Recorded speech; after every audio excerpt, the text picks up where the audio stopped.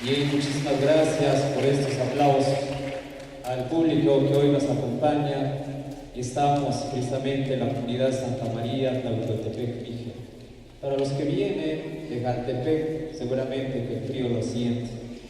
Bienvenidos, lo que decíamos, bienvenidos a aquellos quienes acompañan al maestro Eduardo.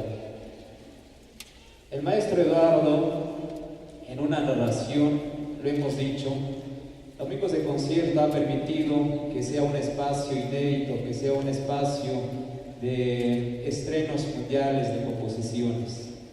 En este trayecto, en este andar de la música, dice Eduardo: empecé a escribir música a los 13 años. Entonces no imaginé regresar al SECAM, mi escuela, a realizar esta grabación. Nací en un pueblo llamado Tunao, conocido como San Juan Otzolotepec, Mije. Sin embargo, yo soy de Xcatz, Jaltepec de Candayoc, Mije, comunidad a la que pertenezco.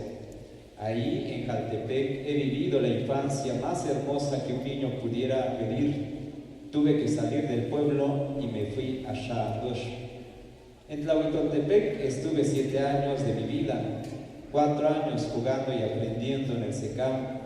Las personas que conocí en el SECAM y Tlahui son los responsables de que este disco sea posible. Me ayudaron a ser observador y objetivo, congruente y simple, pero sobre todo aprendí a vivir en serio. Es lo que narra Eduardo en este material, en una biografía.